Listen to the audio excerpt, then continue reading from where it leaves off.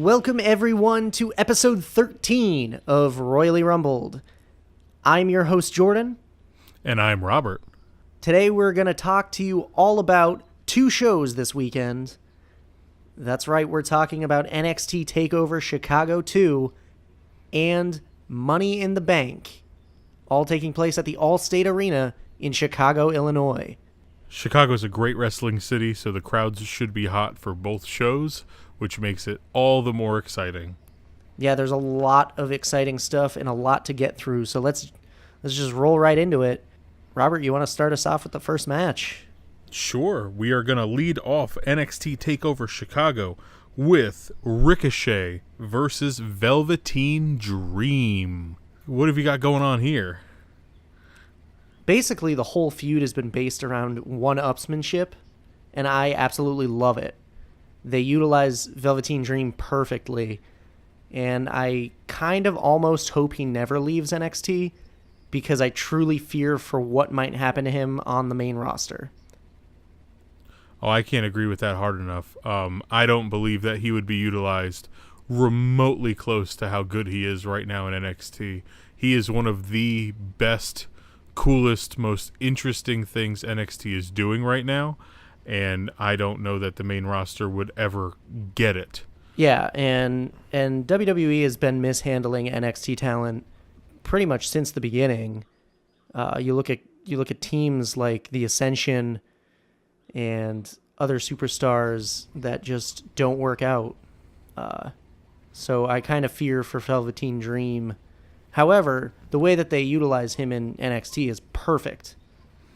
Yeah, he's wonderful. His tights are gonna be cool, rest assured. He's gonna have Ricochet's face all over them, so that's really exciting. And we saw some of what we can expect in this match in New Orleans. So I really can't wait for what these guys come up with for this match here. There's been phenomenal video packages for this leading up to the match, and in my opinion is a match of the night contender for sure, without a shadow of a doubt. Yeah, I think that this could potentially be match of the weekend, depending on how things go. And in my brain, I'm thinking that this match is for the number one contendership. That was definitely how I took it. I imagine that whoever wins this will move on to challenge the winner of Lars Sullivan versus Alistair Black later on.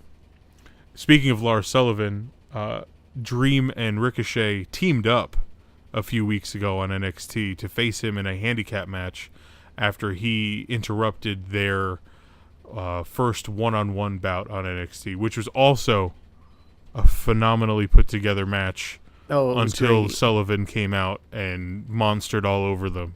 And then they teamed up, and as a team, they had so much chemistry, which leads me to believe that maybe sometime in the future, after they put this to bed, there's a chance they might team up together. Oh, dude, I'd love that. They were just rocking Sullivan with different moves going back and forth. It was fantastic. They have so much chemistry together, so I'm very excited to see what they pull out of each other at TakeOver. Yeah, there's so many possibilities. Both of their movesets are really deep. Their back and forth on Twitter has been really entertaining. I can't. There's not enough good things to say, or at least positive things to say about these two right now, especially, and going forward into this match. So I really hope it leads off because it's going to blow the doors off the rest of the weekend, and I can't wait for that. Hell yeah. I could see it going either way, and I honestly don't mind because both of them are stars and both deserve to be in a prominent spot on the card. So who do you have winning? I think I've got to give it to Velveteen Dream. Back against the wall, you know. He's on the up and up, and Ricochet just got there. So there's going to be more time that we're going to get to see Ricochet develop as a character. I wrote Ricochet down, and I crossed it out after I thought about it more, and I wrote Velveteen Dream.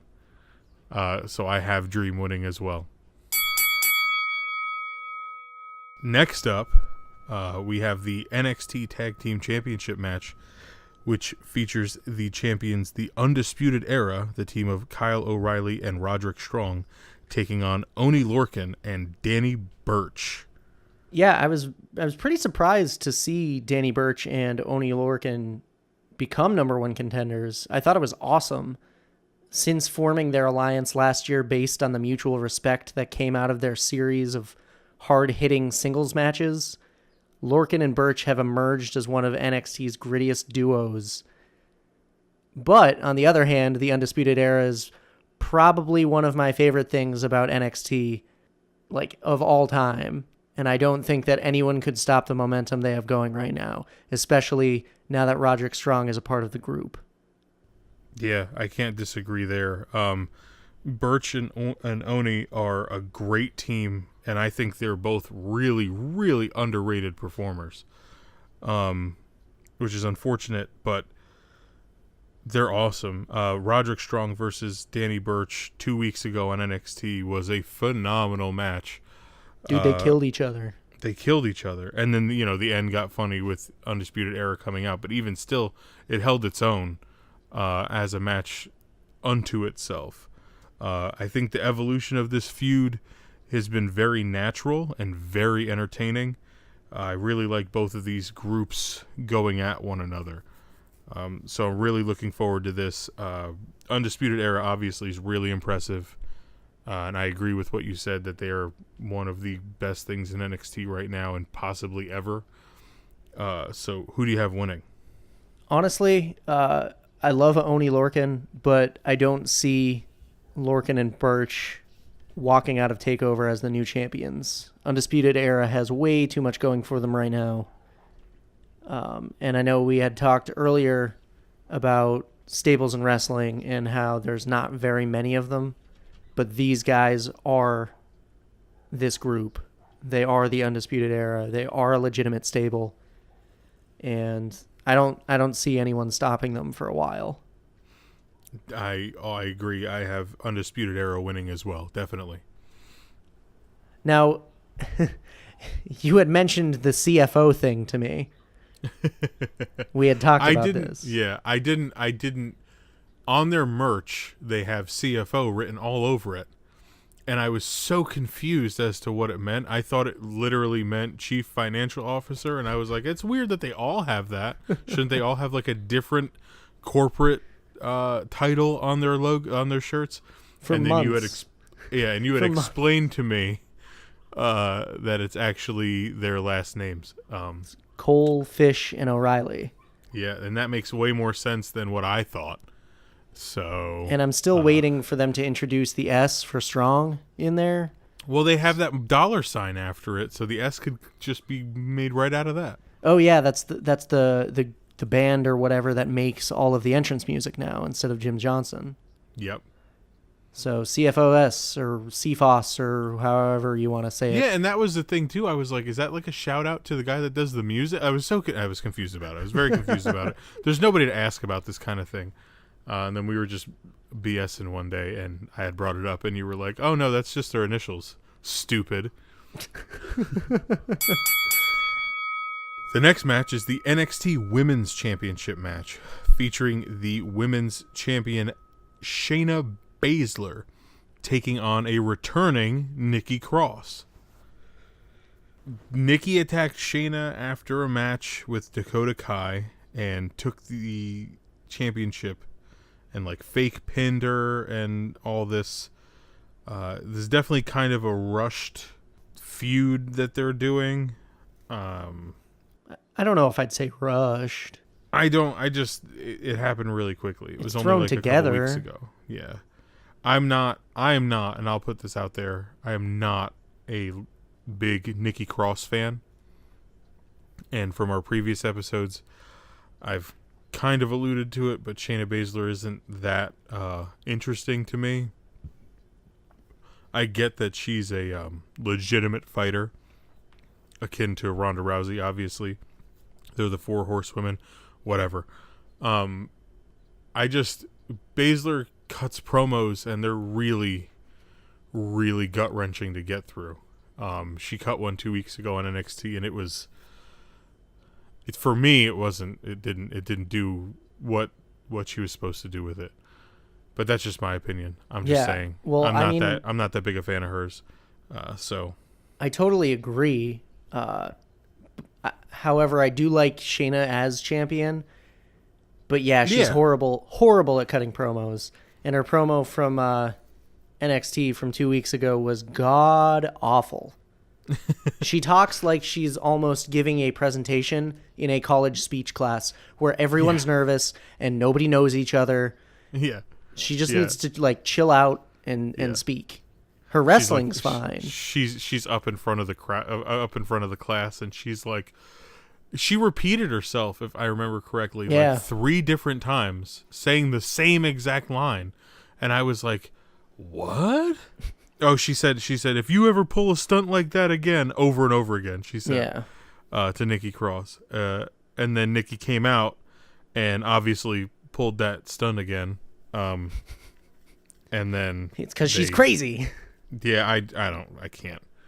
But but watching Baszler cutting that promo, it made me kind of realize why I'm not crazy on the fact that Ronda Rousey is in the main roster.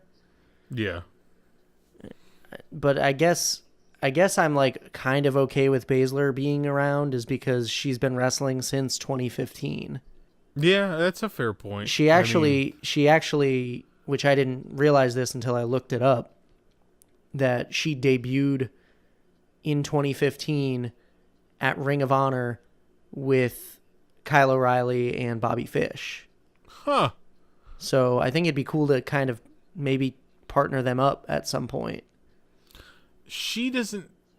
They have like a too cool for school attitude, where she just has like an attitude.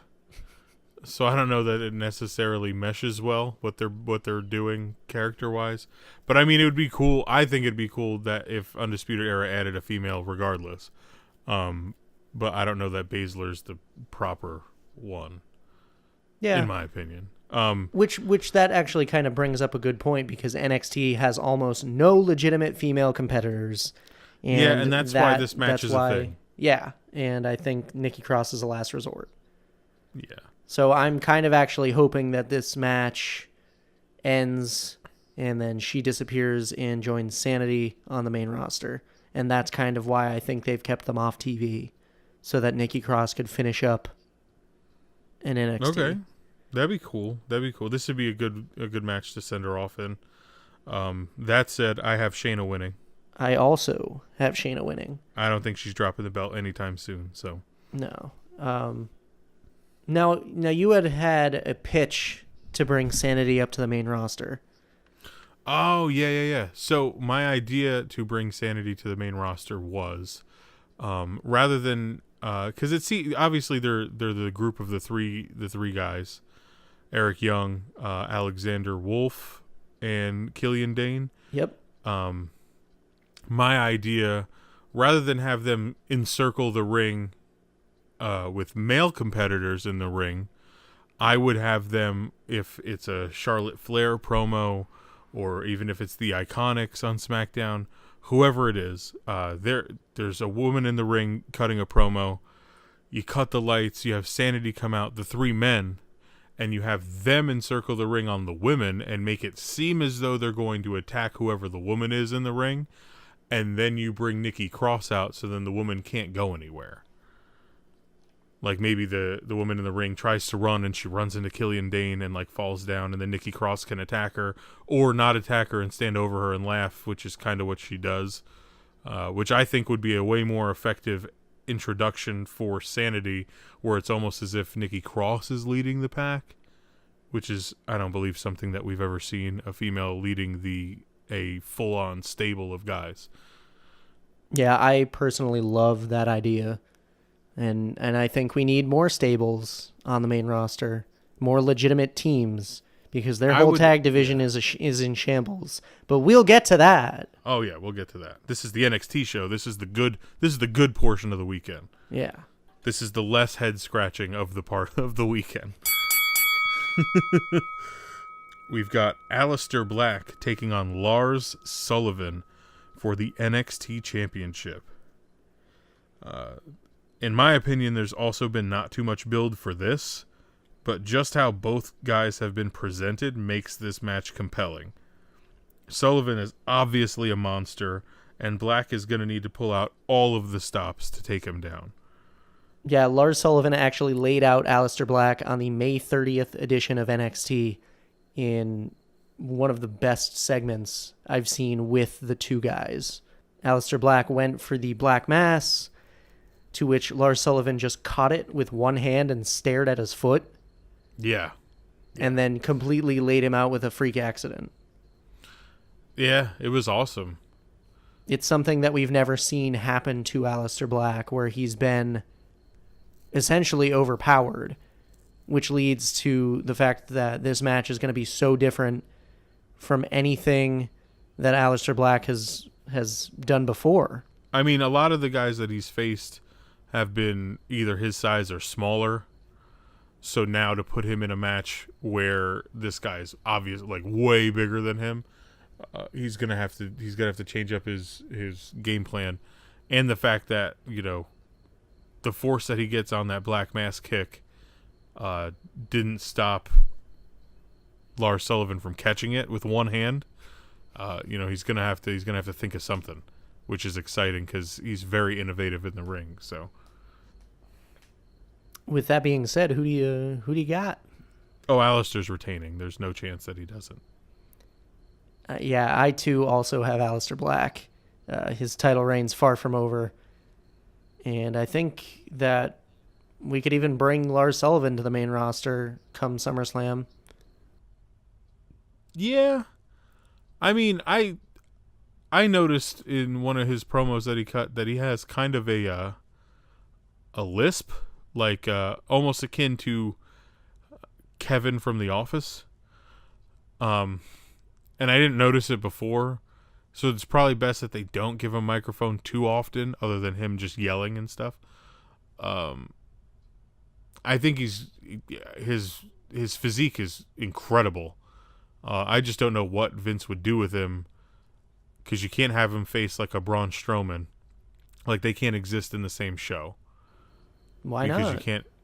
Because you can't have a monster babyface and a monster heel. No. He's not a monster. He's a freak. Oh, give me a fucking break. There's no difference other than semantics. I don't think that you can't have them exist in the same television universe without them just fighting each other constantly.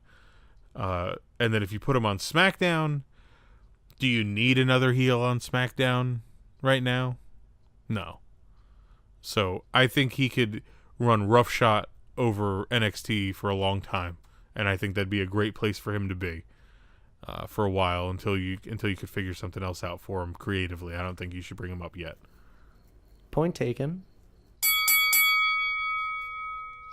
We got Tommaso Ciampa versus Johnny Gargano in a street fight to close out the show. Boy, have we come full circle. We're back in Chicago, where we witnessed the death of DIY. How cool is this? It's almost impossible to think that they planned that far in advance. Well, they definitely didn't, but it's just so poetic how it worked out. Yeah, you literally cannot write a story like this. There's something special about this match and this fight this time of the year in Chicago. Yeah. These two had what could possibly be the match of the year at NXT TakeOver New Orleans. A match where Johnny Gargano walked away victorious. Yeah, I'm not 100% sure on how a street fight is any different than an unsanctioned match. But in any event, this is the most compelling thing in all of WWE right now. Nothing is better across any WWE brand than the Ciampa v Gargano saga. Ciampa told Johnny in a promo, "Don't show up," which prompted Johnny to attack him in the arena, and they sprawled across the whole thing, brawling with one another. And then finally, Ciampa locked in the Gargano escape as the ultimate FU to his former friend. So I'm really excited to see how they can pattern a match to go probably just as long as it did in New Orleans and not do the same exact thing, but have enough in there to indicate that they've learned off of what one another tend to do. You know what I mean? Yeah, I mean, especially that being them being a team for so long. Like the storytelling with the two of them has been so good. So I'm just really excited for it. Oh, it's bar none. And they based their TakeOver New Orleans match kind of off of their Cruiserweight Classic match. Mm-hmm. So they've got to be building to this. You know, and then even including Candice LeRae into the mix and having her take that bump off the apron. But then she's also in Johnny's mind, in the back of his head, saying that, like, he's become everything that he hates because ever since he took the fight with Tommaso, it's just he's tunnel vision. He can't think about anything else. He can't eat. He can't sleep. He had a career-threatening injury, and Gargano doesn't care. He just wants his hands on Tommaso Ciampa. They literally want to kill each other. Yeah, and there's been some light complaining, I'd say, on Twitter about the use of Candice LeRae in this feud, where they said that they're making it seem as though she's, quote, just his wife, end quote, which somehow lessens her to everybody because she's also a wrestler. But to be frank, she is his wife, so she would care about those things and would put that before being a wrestler as well. So I just wanted to bury that really quick, because it's really annoying that people try to inject that kind of stuff into this where it has no business. Anyway, who you got winning? Oh, God.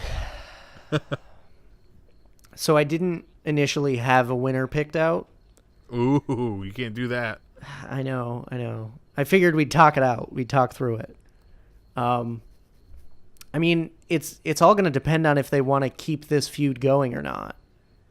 You know, they could potentially injure Johnny Gargano and then, you know, keep the feud going in a couple of months or whatever. Yeah, I would imagine that this match separates them for at least a little bit. Do you think either one of them goes to the main roster?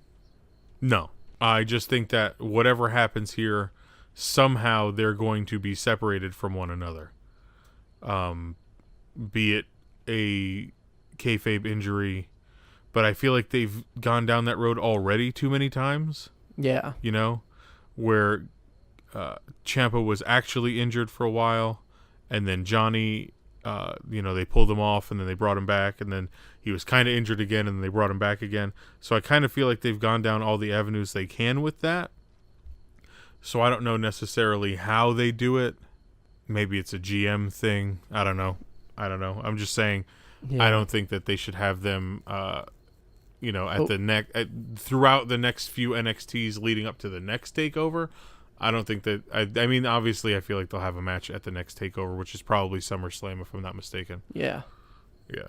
So I don't know. You can't keep them going at each other because it's going to lose steam eventually. Even though they've been doing a fantastic job, it's going to lose steam eventually. Yeah, and you don't want to oversaturate it. Unless you have Ciampa fight Candice. Like Johnny gets kayfabe hurt again, and he can't go, and Candice has had enough. And she puts herself in a match. And then that slowly pushes WWE towards letting intergender wrestling happen. Dude, I'd be all for that. Test it on NXT and see if the WWE quote-unquote universe is into it. I don't know. Sounds like a plan. Let's make it happen. So, Hunter, if you're listening, you can give me a call, shoot me a DM.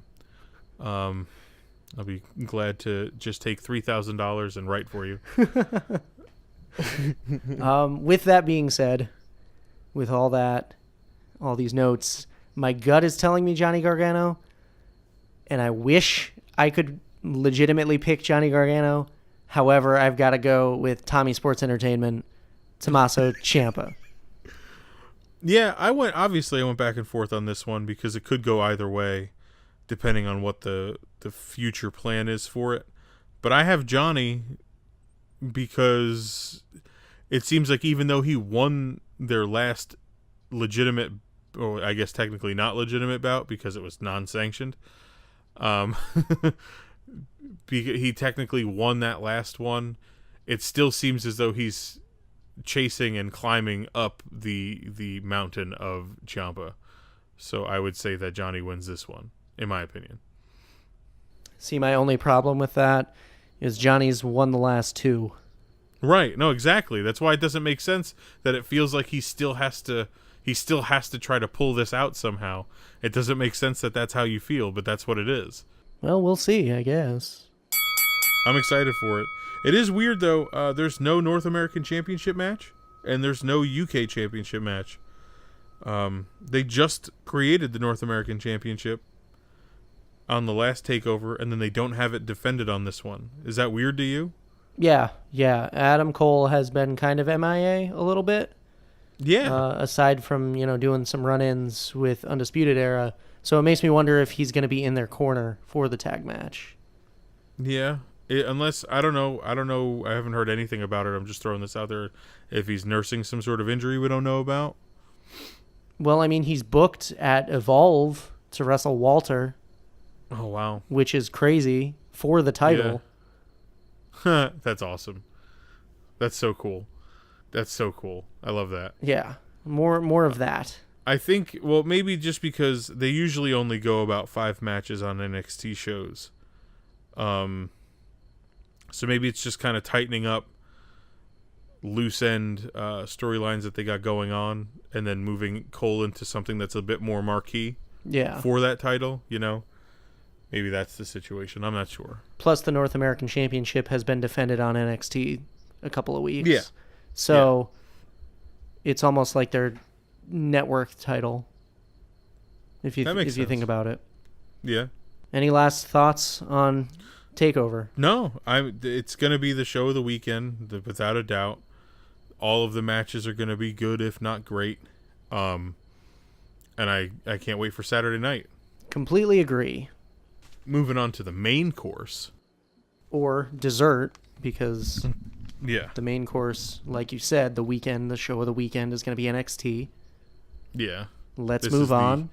This is the heaping pile of ice cream that you shouldn't have. This is the midnight snack. You're going into your fridge. You're like, I don't know if I'm hungry or if I'm bored, but I'm just gonna take some.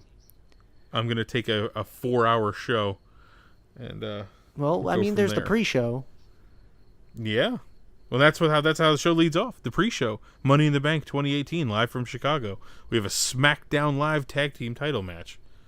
We have 2 sets of brothers, one good and one bludgeon. And only one is going to leave Money in the Bank as the SmackDown Live tag team champions. A few weeks back, the club defeated the Usos and became number 1 contenders in a pretty fun match. However, since then, they really haven't done anything else to build this feud or the tag team division since.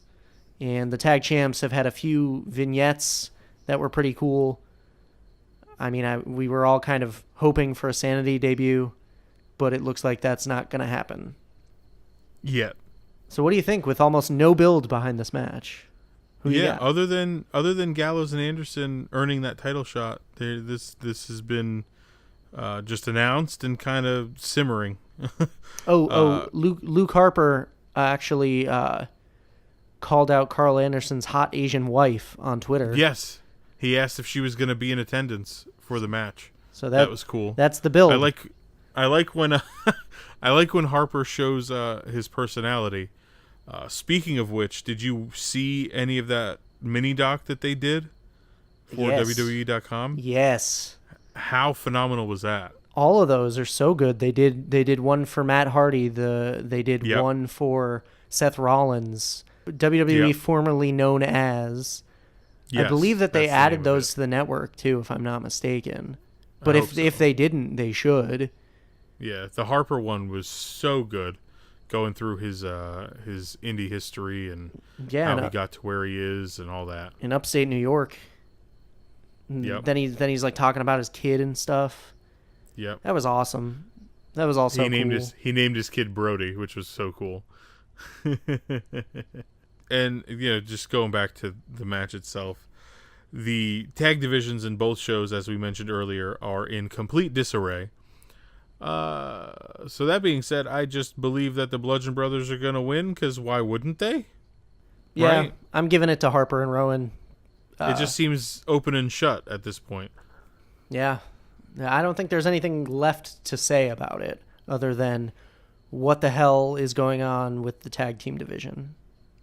If only WWE had like a massively deep roster with tons of usable, phenomenal talent where they could, really get some good stuff going and make a good show from start to finish.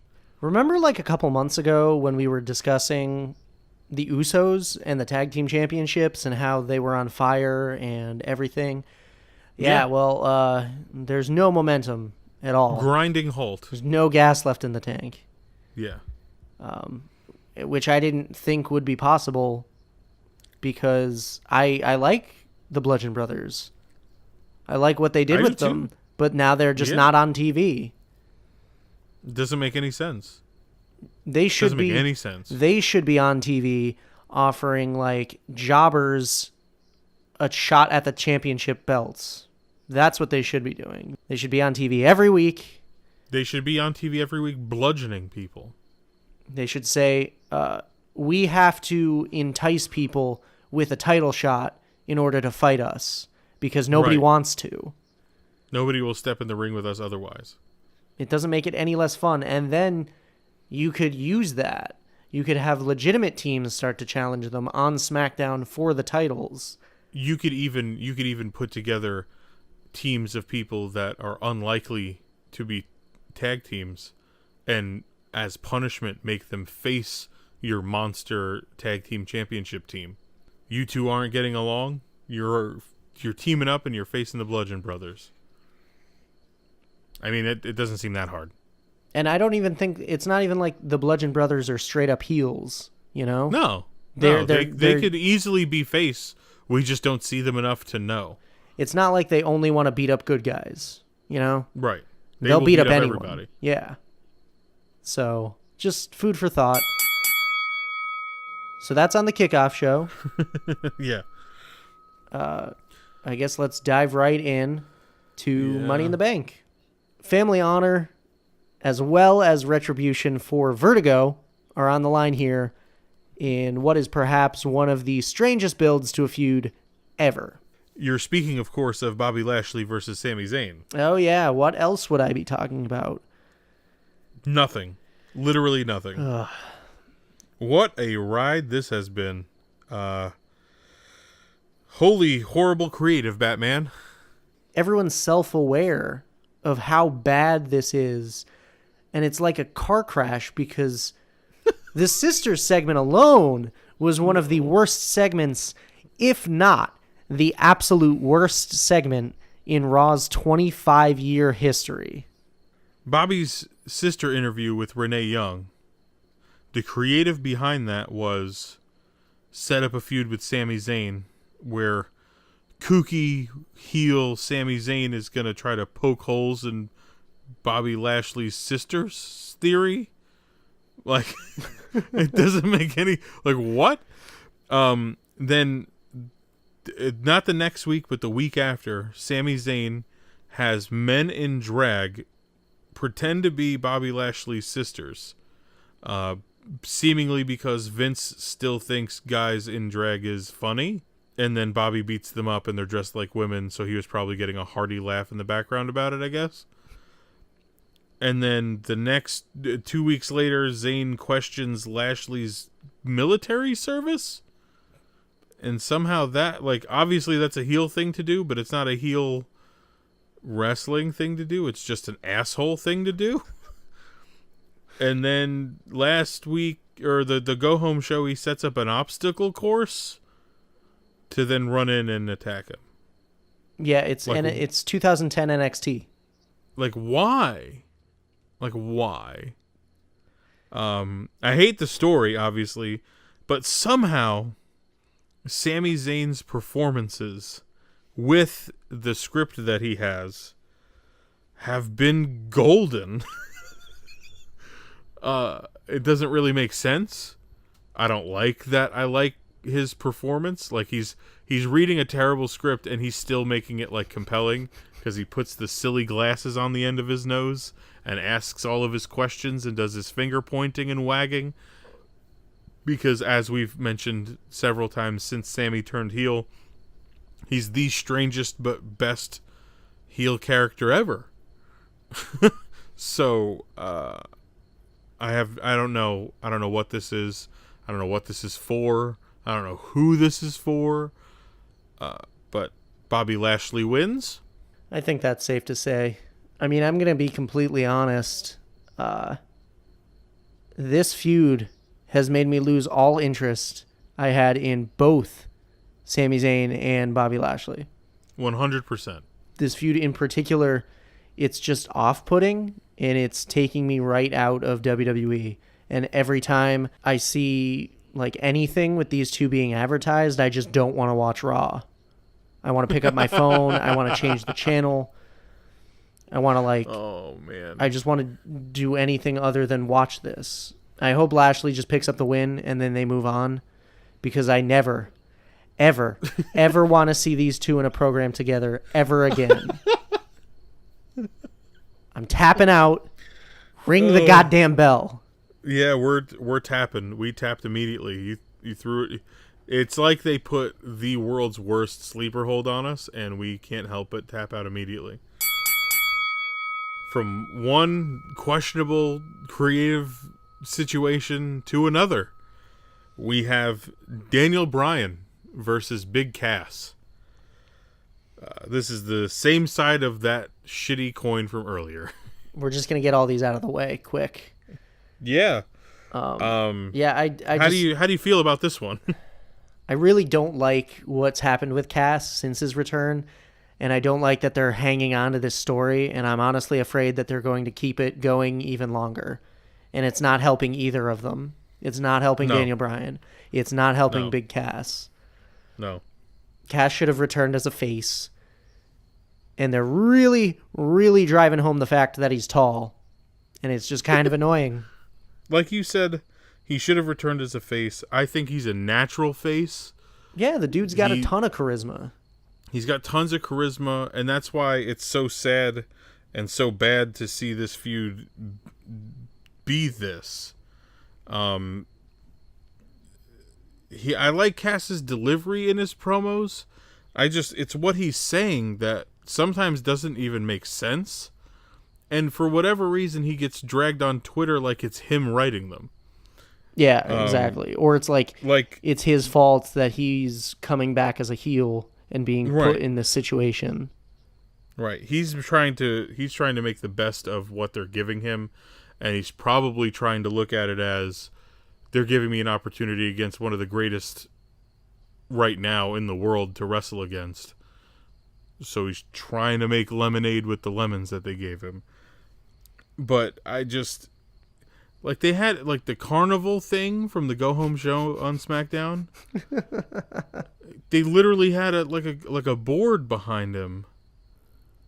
I just like what? How?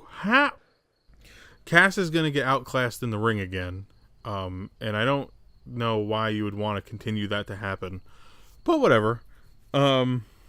You'd think you'd want to protect like the heel, but whatever. That's fine. Bryan's gonna win, right? So we could just ring the bell on that and move on. Hopefully, we could build this towards Daniel Bryan versus Samoa Joe at SummerSlam. Yes.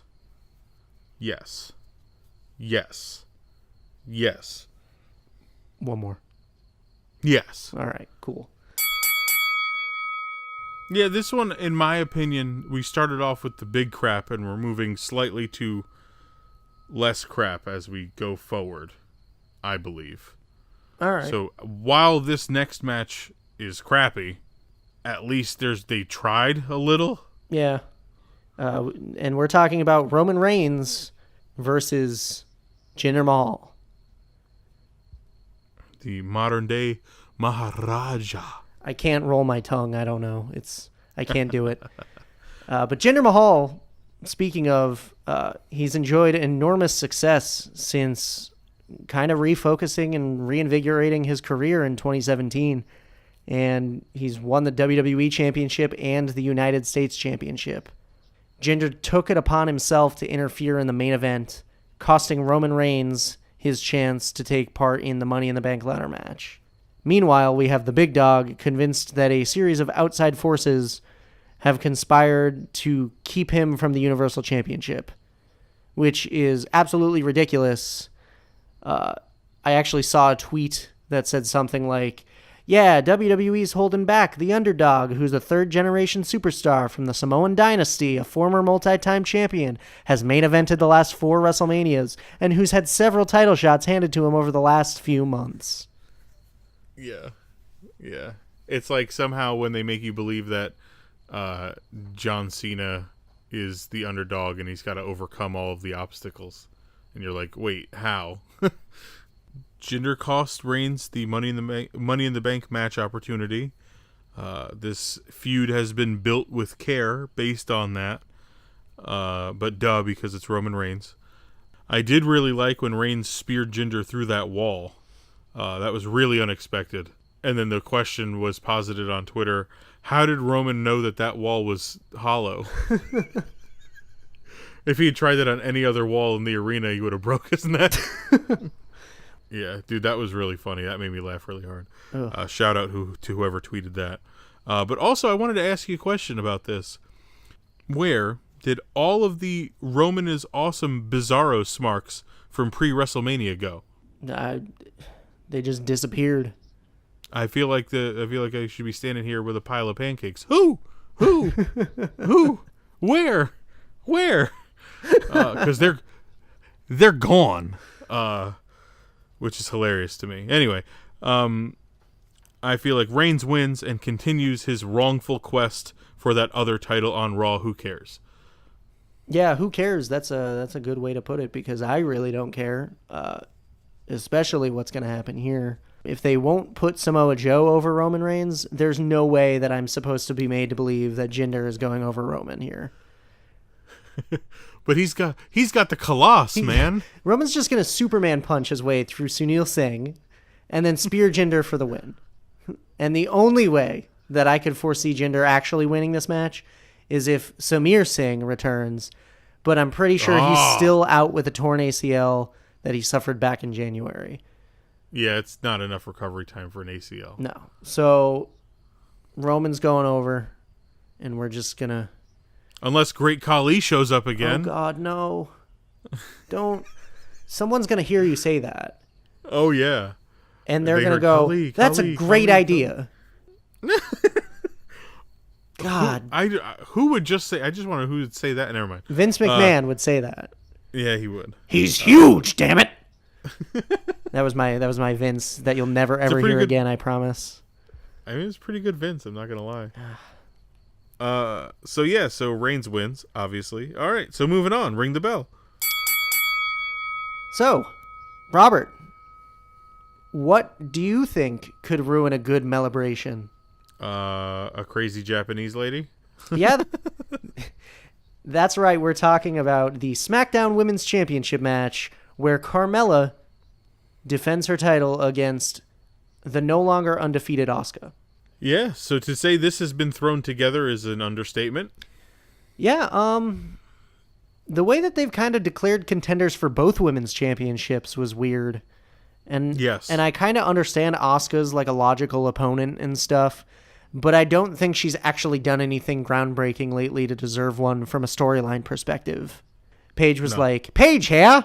And she handed Asuka the opportunity.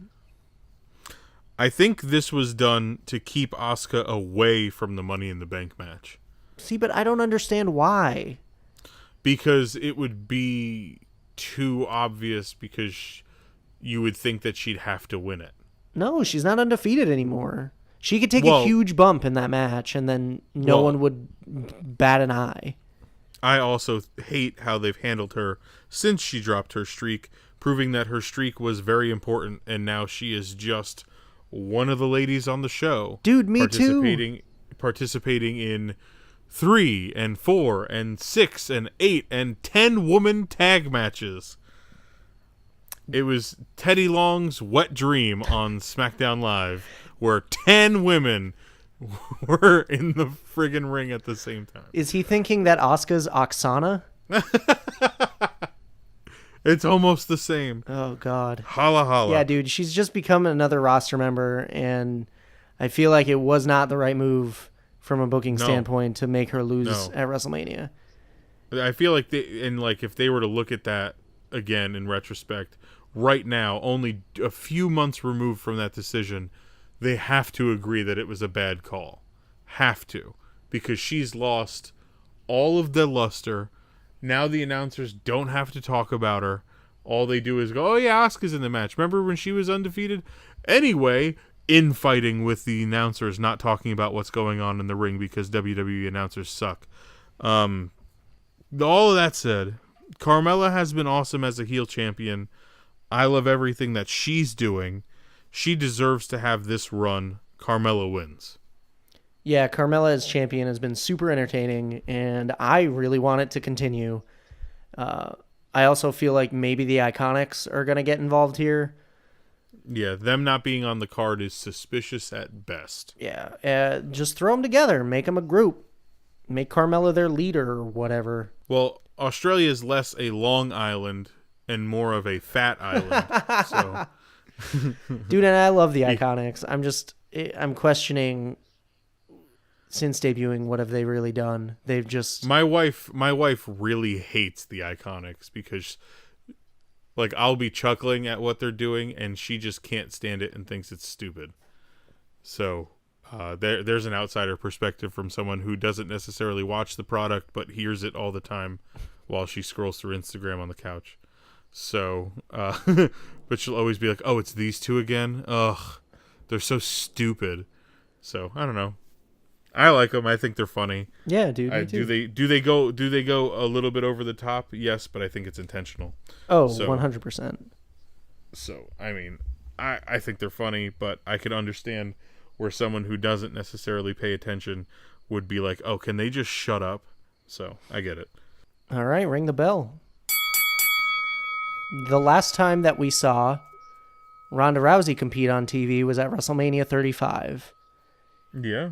In what most people will say was the best match on the card, and I am in that group. I think that was the best match on the card. Yeah, absolutely. She picked up the win against Stephanie and Triple H alongside Kurt Angle, which apparently helped put her next in line for a women's championship match. Did it, though? So we're getting Nia Jax versus Ronda Rousey for the Raw Women's Championship. The match was actually set after a super awkward conversation at the NBC Universal Upfronts presentation in New York City. And for those of you who don't know what an upfront presentation is, it's literally the gathering of major advertisers and media as network executives try pitching their content for important advertising sales. So, Sonic could not get enough of this little face-to-face challenge. There's going to be, like, dollar milkshakes featuring Ronda Rousey's face on it, and footlong hot dogs featuring Nia Jax. Oh, that's just rude. Listen, that wasn't you're just being a bully. Just like Nia Jax, all right? She's a bully. Oh, well, wait. I thought she was a champion for the bullied. Yeah, she's campaigning for the bullies. No. She was fighting against the bullies. No, everything Alexa Bliss said was true. Nia has become the new Big Show. She's crying on TV, and she's making random face and heel turns every couple of weeks. It's horrible. It's just horrible. Yeah. Nia is not a legitimate contender, in my opinion, when I think about the different women in WWE. This match should be Asuka or Charlotte or even Ember Moon. Yeah. Regardless, It's a unique challenge, and I liked the segment they had this past Monday on Raw where Nia like headbutted Rousey, although Ronda like almost immediately tapped her out. But don't pay attention to that. The title wasn't on the line. Right, exactly. I fear that this is all just leading to Rousey winning and she and Natty having a match at SummerSlam. Oh, I was afraid you were going to say that. I was afraid I was going to say it too. Is it too soon for Ronda to be champ? Yes, obviously, but also I have a list. I have 3 reasons why nobody she can't lose this. Is it because she's going into the UFC Hall of Fame? Is that one of them? That could obviously that could be my third one. We'll say that's my third one. Is it because also I read reportedly she wants to get pregnant kind of soon, so they're just like, let's rush all this. Is that another reason? I didn't read that. All right, sorry. You read your stuff. I'll shut up. So reasons Ronda has to win. You can't have her legitimize your women's division by taking an L on her first singles match. Number 2, Nia Jax cannot realistically compete with her. Number 3, would ruin Ronda right out of the gate unless a foreign object was used. And those are my 3 reasons why Ronda Rousey absolutely is winning Sunday. I mean, to just touch on your point about Ronda losing her first singles match, maybe don't put her in a singles match with the women's champion right off the bat. I don't know. Oh, sure. I mean, that's, we could talk about that in 6 months about how they ruined Ronda Rousey. Yeah, they could have, like we said, they could have done Ronda Rousey versus Mickie James as her first feud. Yeah, somebody in the ring, somebody that's good in ring that could help her. Yeah. Yeah, and carry her through a match. So I guess we're going to see Nia Jax carry Ronda Rousey through a match. Oh, she will literally carry her, sure. Physically, she will pick her up and move her from one point of the ring to the next. It's not exciting. No. Unfortunately for Ronda, it is not exciting for her first match, which is really disappointing considering who she is and what they have there. But hopefully it moves her on to something actually exciting soon when she's the women's champion after having 2 matches in WWE. It's kind of unprecedented, though, where they're going with this, with her as a champion after having only a few, literally a couple matches on TV. That's unprecedented territory. Nobody's ever done that before, to my knowledge. No. It's faster than, Goldberg and WCW got a title. So, and it's not like there's mid-card titles that she could win before getting. Right. There's the one, and that's it. Right. So it's at least interesting.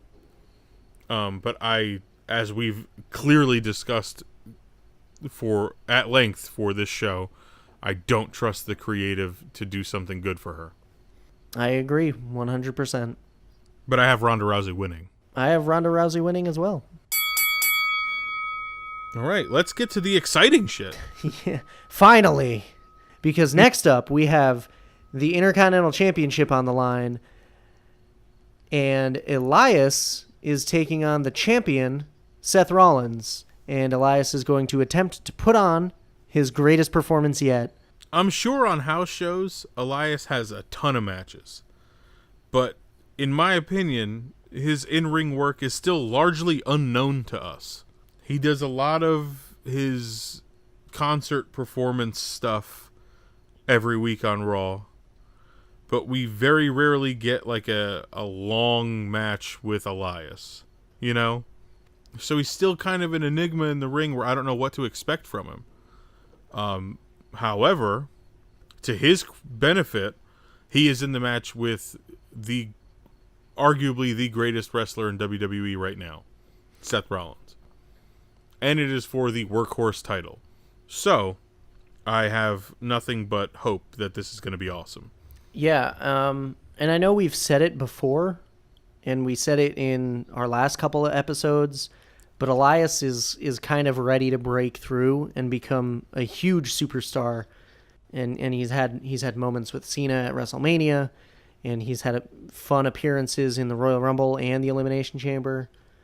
And I feel like this match is going to be the final hurdle in his road to the top of the WWE. We've also discussed Rollins surpassing the megastar realm. Mm-hmm. Like Mark Henry said, yes. He's getting the loudest pops of anyone. Yeah. So this, I think, is going to be the match of the night for Money in the Bank, and that's going up against 2 ladder matches. I also believe that this has match of the night potential. I think this could be the night where Seth Rollins transitions from his mid-card spot into a main event role, and we see Elias become the new Intercontinental Champion. That would be fine with me. I don't want to see Rollins lose, and I am sad that neither of these guys are in the actual Money in the Bank match. Specifically Rollins, man. Yeah. I mean, it could have been a great coming out party for Elias, too, because you can shine in a multi-man ladder match if you get some good spots. Rollins is in his prime, and he is the complete package. I was going to say total package, but that's Lex Luger. And he is also, for the record, not overrated. And if you think that, I have 2 words for you. You're wrong? Yeah, we'll go with those. Those are clean and safe for work. Yeah, so I've got Elias. Ooh. Well, I have Rollins winning it. I will be glad to see either of them actually pull out the victory, but I have Rollins retaining. Yeah, same. I just think maybe this is the road that Rollins could take to possibly main event SummerSlam against Brock Lesnar. All for it. Let's do it. Book it. The following contest is a last man standing match for the WWE Championship. And Shinsuke Nakamura is challenging yet again the phenomenal AJ Styles. The finish of the no disqualification match at Backlash was a low blow followed by a referee's 10 count that neither man could meet. Nakamura was able to win a non-title match against AJ, allowing him to pick the stipulation, and he would declare that the two would clash in a last man standing match. So, gimmicks abound. Correct me if I'm wrong. There is absolutely nothing in the rules of a last man standing match to prevent the ending of their last match from happening again. The point of the last man standing match is to quote unquote incapacitate your opponent so he can't meet a 10 count by the referee, right? Ideally, yes. Right. So if both of them kick each other in the balls again and fall down and can't meet the 10 count, it's yet again a draw. No. But one of them needs to be standing. Right, but I'm saying if neither of them can get up, it's the same exact ending as the last time. See, if Teddy Long was still a general manager, he'd put this belt up in a tag team match. That would settle it. AJ and his balls versus Shinsuke and his balls. Holla holla. I mean, granted, that's 2 Teddy Long shout-outs on the same show. I feel like we just need to shout him out every episode. I mean, we do it every week on Twitter. That's true. Because every week there's people brawling and it turns into a tag match. I don't like that this is a last man standing match. Really? I feel like there are a million different match types they could have gone with. When the last match that they had for the title was a match where neither of them answered the 10 count. So now you're putting them in a scenario where neither of them did it the last time, and somehow they're going to do it this time. It's too... Yeah, I keep getting hung up on the fact that it wasn't... AJ didn't win last time. It was a draw. Because neither of them were able to answer the count of 10. So now, somehow, one of them's going to get up at 9. I guarantee you it'll be a double down, and one of them will get up at 9, and that'll be the end of the match. Because they already did, neither of them answered to 10. So they're going to knock each other down, and it's going to be till 9, and one of them's going to get up. I don't like it at all. There hasn't been, in my opinion, that much more movement on this feud since their last match, other than Nakamura going deeper into his heel persona. Well, AJ slapped him in the face, and it was hilarious. Yeah, because it was like the weirdest slap I've ever seen. Dude, he slapped him square in the nose. But it was like kind of on the side of his face, and he almost poked him in the eye.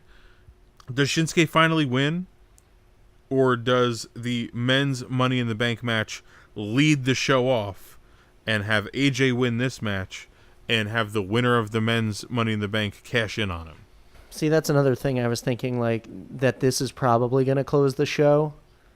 And... finally. Yeah, right. Now it has the respect. Right. Sure. That makes a whole hell of a lot of sense. But I mean, from a storyline perspective, like, the winner's going to be weak. So someone might try and capitalize. Although I do not like the idea of sacrificing the briefcase immediately. No, me either. Like, I hate that. They need to build that. I mean, we'll get there. Yeah. So who do you have winning? I have AJ winning because I don't know what the hell's going on anymore. Honestly, I have AJ winning because I always go with the champion when I'm in doubt, which guarantees you that Nakamura's winning. See, I know a lot of people are complaining, and they've been complaining about the way that the build of the feud has been, but I like it. Every match has been kind of building on the other one, and a lot of people have been campaigning for Shinsuke to actually win the title, but I do not like it, and I believe AJ is going to come out the clear victor here, and hopefully they get creative with the finish, kind of like that time that Cena duct taped Batista to the corner, and then Batista couldn't stand up. It was great. It's great stuff. So I hope they do something fun, but I have AJ Styles. Cool. Right, moving on to the Money in the Bank matches, right? Yeah, my favorite match types, ladder matches. We have the women's Money in the Bank ladder match, the winner of which has 1 year to cash in on the champion of their brand. They've made that very clear this year. I think it's a misdirect, but that's neither here nor there. Go on. Well, I'd like to see somebody just do the opposite intentionally. But they've made it otherwise very clear that the winner has to challenge on their show, basically, which is interesting. So, the contenders are, we have Ember Moon versus Alexa Bliss versus Natalya versus Sasha Banks versus Charlotte Flair versus Becky Lynch versus Lana versus Naomi. I mean, there's a lot to digest here. So I guess let's break it down by competitor, right? Yeah, I mean, I'm very happy for Lana. Oh yeah. I definitely thought she was going to get swapped out at the last minute. And they gave her own shirt finally, so now she's got merch. Yeah, dude. Even if you saw, like, after the 10-woman tag match, her and Charlotte kind of had a moment that wasn't, like, brought up, but they, like, hugged each other, and you could tell, like, Lana, like, thanked her for the match or whatever, and, like, Charlotte, like, patted her on the back. Like, it was a really genuine moment that you know wasn't part of the show. But yeah, like, I love the fact that Lana's in this match. She defeated Billie Kay to qualify, and honestly, she's got potential, and she's kind of my dark horse victor for this match. I'd love Lana as a full face, and I'd love her as Miss Money in the Bank, or Mrs. Money in the Bank, because if you could imagine Rusev winning the men's Money in the Bank and Lana winning the women's Money in the Bank, and then they could hold them at the same time. That'd be so much fun. That would be awesome. I remember Lana's match with Billie Kay being full of botches, and none of them were Lana's fault. Nope. Just want to throw that out there. Billie Kay was working way too fast and way too loosey-goosey. And Lana did her best to clean up after the girl that's been wrestling longer than her. So I just want to throw that out there. None of those were Lana's fault. Go back and watch that match. It was clearly Billie Kay going way too fast. And it looked sloppy, but it was not Lana's issue. Nope. In any event, she and Naomi seem to have a bit of a friendly rivalry going on with the dance competition, but like also teaming up with each other. You know, it's been kind of interesting. But speaking of Naomi, the WrestleMania Women's Battle Royal winner, she qualified after beating Sonya Deville, and she's one of the most athletic superstars in this match, so it's definitely going to be super interesting to see how they utilize her in the match and her athleticism. Yeah. She's definitely one of my favorite female competitors. So I'm very excited to see what she has in store. I kind of want to see her and Ember Moon have a bit of a standoff against one another, because that's a match I would definitely want to see in the future. Oh, yeah, I didn't even think about that. That'd be awesome. I mean, Ember Moon was the first person to qualify by defeating Sasha and Ruby Riott in a triple threat match. Ember's been killing it on the main roster, coming in, doing those suicide dives. Safely and correctly? Yes. Yeah. And then we were speaking about friendly rivalries a little while ago between Lana and Naomi.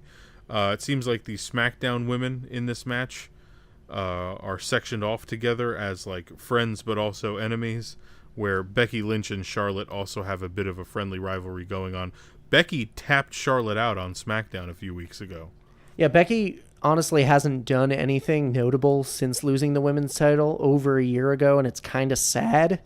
And she brought it up on the Go Home show. She did. She mentioned it. I mean, but yeah, she got that big win over Charlotte, so that's at least putting her on the right track. But I think Becky needs more than just one win over Charlotte to be built back up. But like the way that Vince likes to book the Money in the Bank winners, they're usually all going to lose all the time. So Becky's on the right track. Up to it. But even after. Right. So Becky's on the right track. Money in the Bank winners don't win matches after the fact for like months. It's terrible. But like bouncing over to Charlotte, she qualified by defeating Peyton Royce, and she's certainly a trailblazer. I mean, she's a 6-time women's champion, so you've got to like question whether or not she's going to add Money in the Bank to her impressive resume. And it wouldn't surprise me if Charlotte won this match, because they're just like, let Charlotte do everything. Yeah, and I don't even take that as a negative. I feel like, in a way, I kind of want her to win, so she does have this under her belt. I really like her a lot. I like her as a face. I think she's good as a face. I mean, she's great as a heel, don't get me wrong, but I really like rooting for a Flair. Who else? Who else do we got in here? We got Alexa Bliss. She's a 4-time women's champion, and Alexa knows how to win after her big win in the first ever Elimination Chamber match with the women being involved. So I'm all for Alexa taking the briefcase, but I don't think that she's going to actually win. But I would want her to win. Gotcha. Yeah, I mean, ever since she lost her title, she's been a bit of a just kind of floating there. Her character's been all over the place since well before WrestleMania, in my opinion. But yeah, I hear what you're saying, and I wouldn't mind Alexa winning this. She's got I like when heels have the briefcase. It makes a lot of sense, in my opinion. Someone who I honestly forgot was in the match, Sasha Banks. Yeah. She completely soured on me.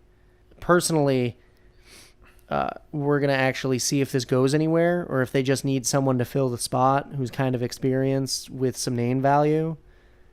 Yeah. She definitely needs something, because the start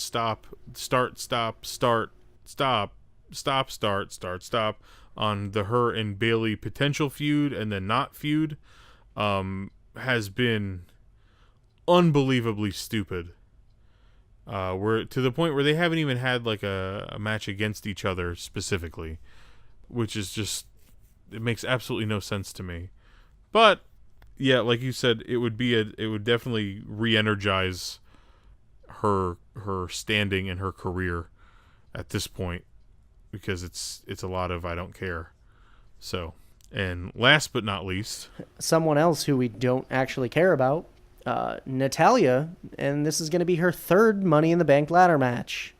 You know, I keep seeing a bunch of people hoping that Natty wins and goes on to cash in on Ronda Rousey later that night. Please, no. I cannot imagine a god that would allow Natalya to win this match. If she wins this match, we here can confirm with absolute certainty that there is no god. I mean, the last thing that we need is another heel turn for Natalya, and especially one where she's the champion. Remember when she was a heel, though? And then they brought her to Raw and she just wasn't a heel anymore? It's because they're going to set up for one. It's not going to do anyone any good. I want to ask you a question. How would you book Natalya? I would tell her to stay home in Tampa Bay. Wow. Okay, I wouldn't go that far. I dislike her that much. As a character, she cannot act. If you watch Total Divas, there was a whole storyline where Lana told her she needs acting lessons. She's 100% correct, but I felt that way long before Lana said that. So when Lana said that, I said, yes, bitch. She's unbearable to watch cut a promo. It's grueling to have her in an extended situation where she has to talk off a script for a long period of time. And in the ring, sure, she's good. She was trained in the Heart Dungeon. Her uncle, her father, blah, blah, blah, blah, blah. We've heard it. She's in her late 30s now. I think it's fair to ask her at this point, get one more big feud for her if you feel that it's necessary, and ask her to move aside. Oh, but like, remember when they teased that being a story and then she just showed back up like nothing happened? Yeah, because she's consistently the most inconsistently booked female that they have. And that's saying a hell of a lot, because a lot of the females are not consistently booked at all. I take back that Nia Jax is the new Big Show. I think Natty's the Big Show at this point. Well, we have like four. We have like four characters basically that are like that.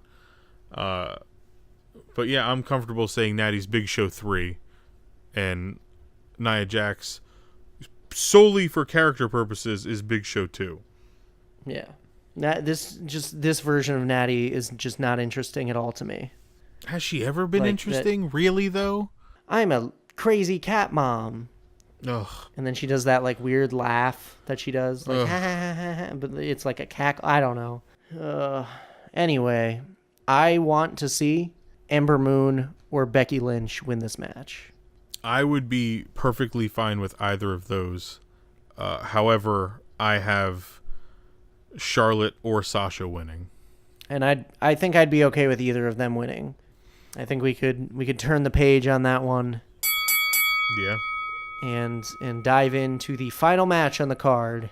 We've got the men's Money in the Bank ladder match. And again, the winner has 1 year to cash in on the champion of their brand. So this match features Braun Strowman versus Finn Balor versus Bobby Roode versus Kevin Owens versus The Miz versus Rusev versus Samoa Joe versus insert New Day member here. Before we get started, I would like to state that I think it's a big mistake keeping Jeff Hardy out of the Money in the Bank match, especially keeping him off the pay-per-view completely. I'm actually glad that you brought that up, because I was thinking to myself, there's no U.S. title match here, and then I literally was like, who's the United States champion?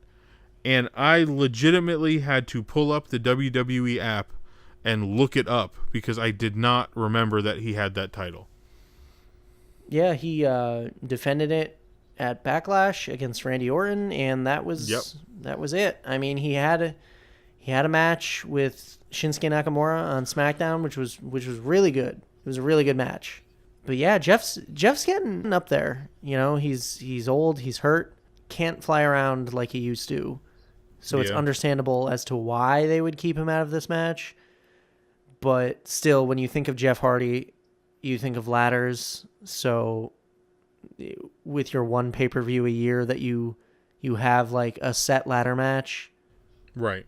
You would think that this or TLC would be the match that he'd be in. Yeah. Especially like the multi-person. Right. Where he doesn't have to do all of the work. He could take kind of hide. He could take one bump and then like chill out until the very end and then take a second bump or something. But yeah, I think it is weird that he's not in it, but obviously, I mean, who knows? Maybe we'll get him versus Shelton Benjamin on the pre-show for the title.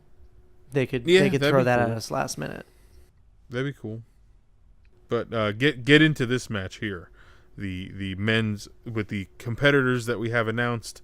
And the New Day member to be named later. Braun Strowman. I like him, but I'm not a fan of him winning this match. He's such a wild card in this, and I like that. But he's like the odds-on favorite just because of his size and what he's been doing recently. That it's kind of the fact that it's a no-brainer that he would win means that he won't win. You know what I mean? But like, he absolutely does not need the Money in the Bank contract. He's a monster. No. Yeah. So unless that they're gonna announce his cash in the way that they did like RVD and John Cena's, I don't want him to have it, because when you think about it, the briefcase should be used for a heel or for a face to use to turn heel. Or not even necessarily to turn heel, but just to gain the advantage that they don't have. Yeah. You know? Which is another interesting situation, that this match is almost solely comprised of bigger guys. Like we have Balor and Miz, and depending on the New Day member, they are small, and everybody else is pretty big. Yeah. So it's a really interesting dynamic for this one, because usually Money in the Bank matches have the smaller flippy guys and like maybe one or two marquee names that, you know, are the obvious like potential winners.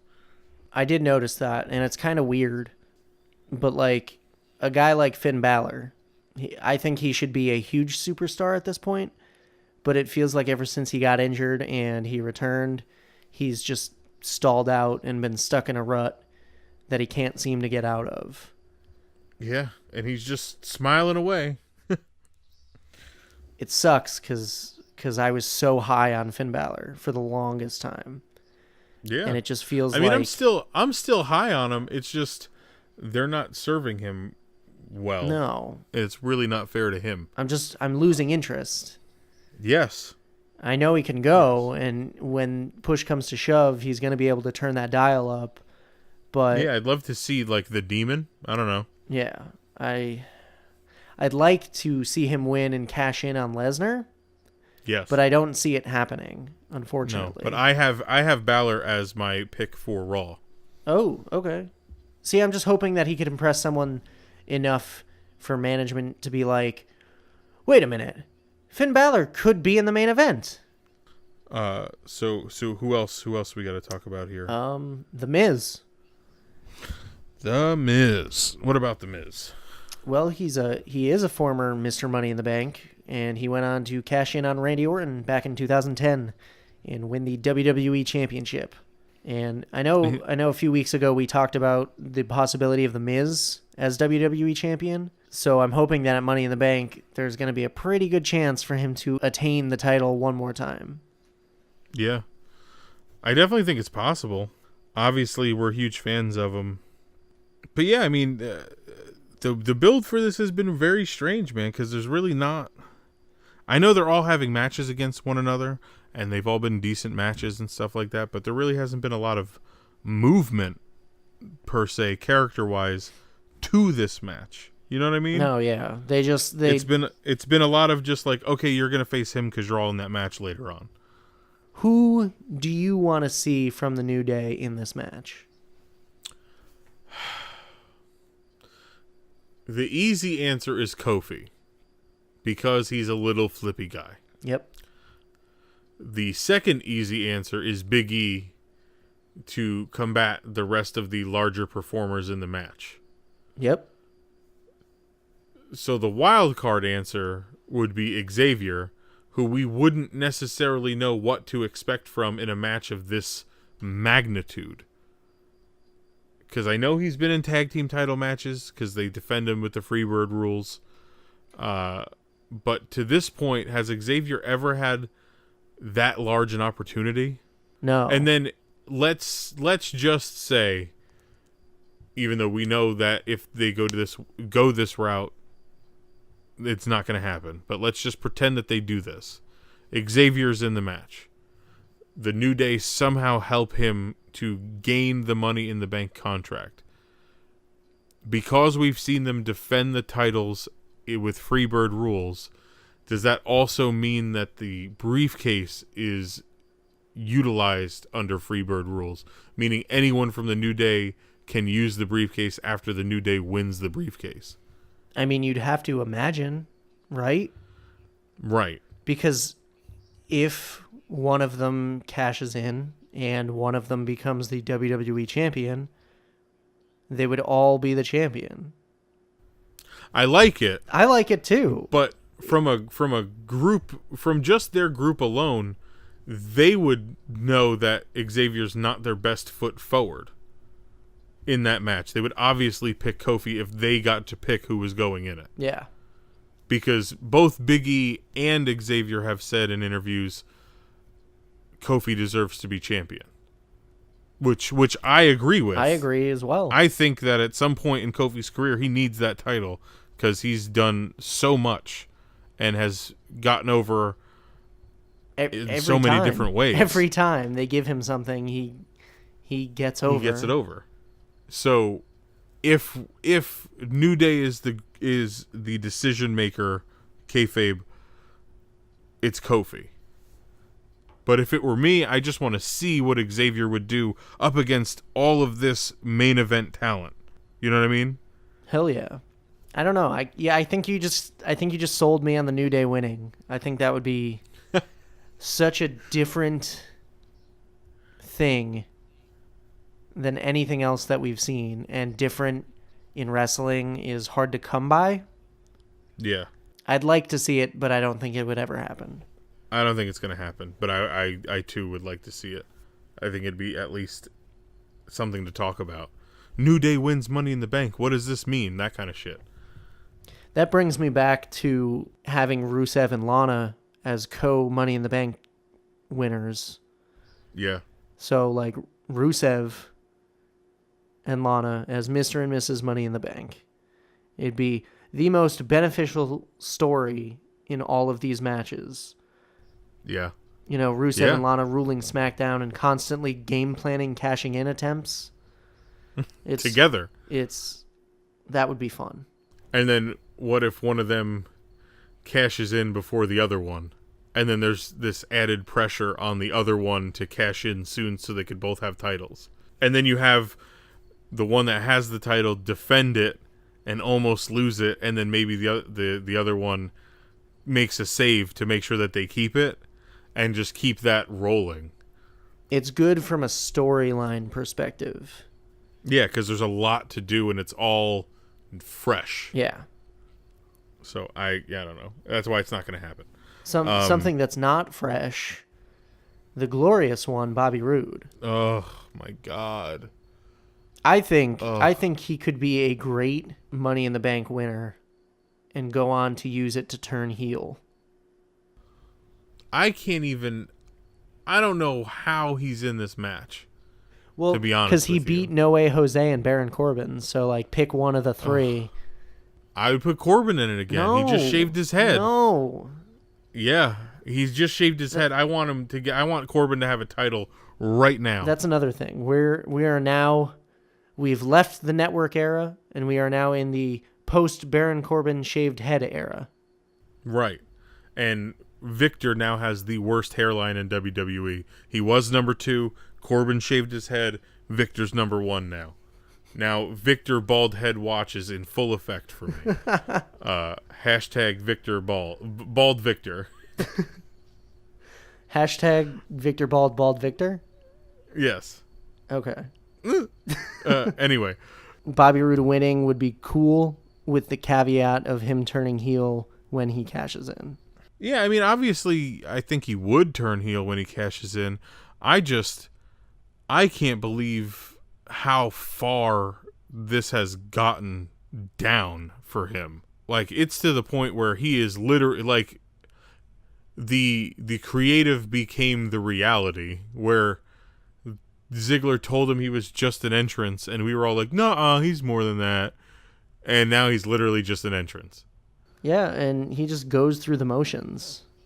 Yeah, and it's awful. It's absolutely awful that he's gone this far down. He's so much better than that, and he's capable of so much more, but I don't, like, whenever he's on, I'm just like, oh, whatever, it's the glorious guy. Like, I'm not even interested. And honestly, I don't know what they could do to get me interested.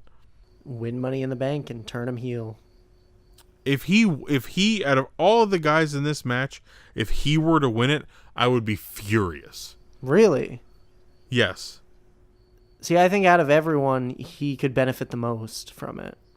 No, I agree that he could benefit the most from it, but everyone else has so much more potential at this point with that briefcase other than him. Yeah, but it's not about potential at this point. It's about future potential. And I don't think he's done anything to prove that he's got the future potential with the character that he is right now. So if you give it to him, it is going to be the stalest Money in the Bank run until he cashes it in. And what is he cashing? Is he cashing it in on Lesnar? Really? No. Oh, yeah, it's Raw. I keep forgetting he's on Raw. Yeah, it was a mistake, too. Is he cashing it on Lesnar? No. Is he cashing it on Reigns? Do you want to see Reigns versus Bobby Roode? No. Does anyone want to see Reigns versus Bobby Roode? Tweet me and let me know that. Although I think it would be cool if Kevin Owens were to win and go on and hold Money in the Bank. Absolutely. Because he's a guy that you can trust to hold that and make it mean something. Absolutely, Kevin Owens could and probably should win this. He's done so much in WWE, and I don't think that he'd personally benefit too much from having the Money in the Bank at this point, because I wish they would book him stronger.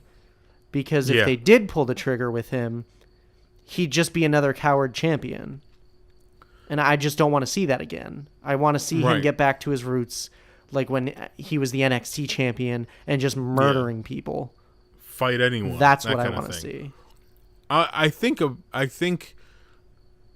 let's, like, hypothetically, Kevin Owens wins. Reigns and Lesnar have a huge knockdown drag-out match. Lesnar, for whatever reason, wins because who cares at this point.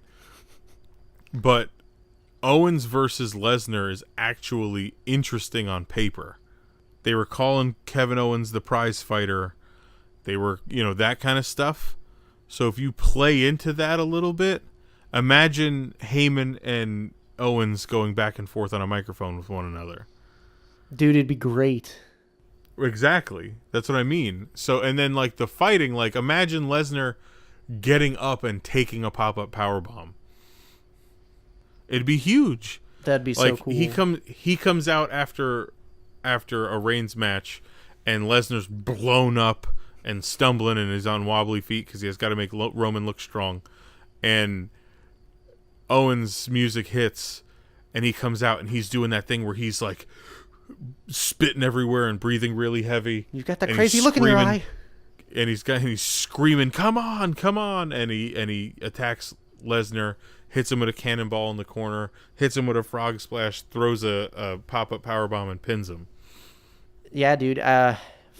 Damn, you just changed my mind.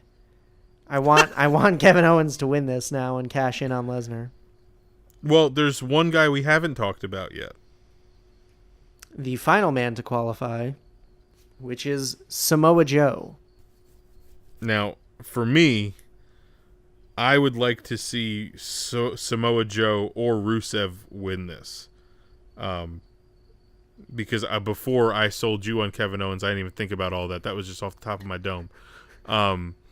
Imagine Samoa Joe winning this and how meaningful the Money in the Bank briefcase would be with Samoa Joe lurking on SmackDown all the time.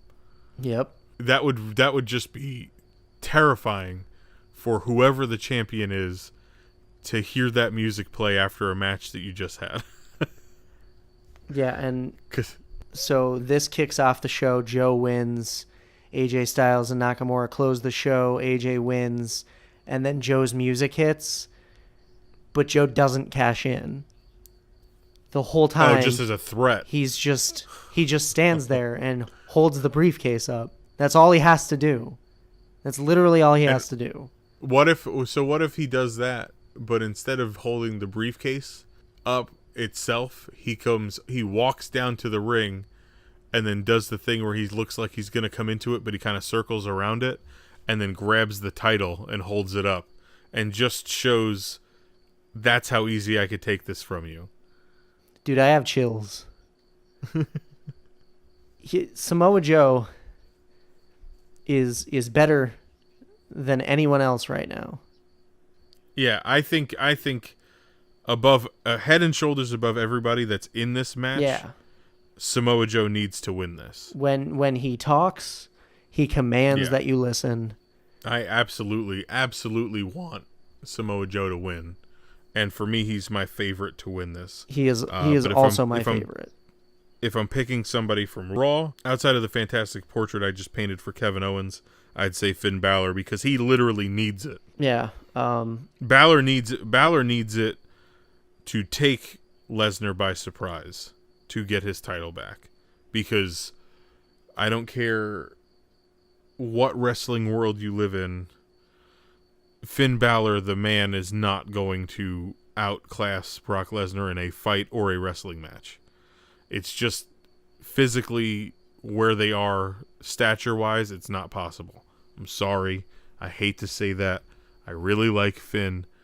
Lesnar's 3 of him. Almost entirely. So, I don't think that it's possible that in a straight-up fight, in a straight-up wrestling match, Finn would have any shot. So that's why I believe if you're going to give it to Finn, this is the way to get Finn back to the Universal title. I'd be all for that. So my pick is Samoa Joe. My backup pick is Bobby Roode. But honestly, if anyone in this match wins, I'd be okay with it. The only hope that I have is they actually build up the winner instead of having the winner just lose and just say, well, he's got Money in the Bank. It's fine. Yep. No, that's definitely something that they have to do because it's a little ridiculous that the Money in the Bank winner is always, for some reason, booked as a loser. Doesn't make any sense. They give you that briefcase to go, you're going to be the champ and you're going to be our champ in the future. Definitely. With like a very, very small percentile of them losing ever. Yeah. And then just book them to lose constantly to make them look weak. Why would you do that? Why? Because then when they get the title, why should I believe that they should have it? Yep. If you'd like to listen to more or like to listen to our future stuff, we are on Apple Podcasts or iTunes, Google Play, Podbean, SoundCloud, Stitcher, and YouTube. Literally anywhere that you're like, where can I listen to 2 people talk about something for almost 2 hours? We're there. And if we're not, let us know and we'll get on there. Exactly. By all means, download and subscribe because that really makes a difference. Absolutely. And leave a review if you're so inclined. You can also find us on Facebook.com/RoyallyRumbled. We engage on there all the time. Go ahead, drop us a like on that. You can follow us on Twitter @RoyallyRumbled. we drop polls and we live tweet. Yeah, we do our very best to attempt to stay awake long enough to live tweet every episode of both SmackDown and Raw. But we just dropped a poll literally right before we started recording. And the question is, what are you more looking forward to? NXT TakeOver Chicago on Saturday or Money in the Bank on Sunday? And currently 67% of people have said that they are more excited for NXT TakeOver, with 33 excited for Money in the Bank. Well, Jordan, I'm a man of the people, so I have to agree with them. I am more excited for NXT TakeOver Chicago too. Ghosts of the Stratosphere on Twitter shouted out to us, and they said, honestly, it's Money in the Bank and not even close. This might be the worst TakeOver card in quite a while, and I always love Money in the Bank. So while 95% of the time I would say NXT, this is the 5% where I won't. With all due respect to Ghosts in the Stratosphere, I think that they are more caught up in the stipulation gimmick match than the actual card itself. Because as we've laid out here, it's not their best Money in the Bank card. I get it, the allure of multi-man ladder matches. As we've stated, the two of us, over and over again, it's our favorite match type of the entire wrestling world. So I get it.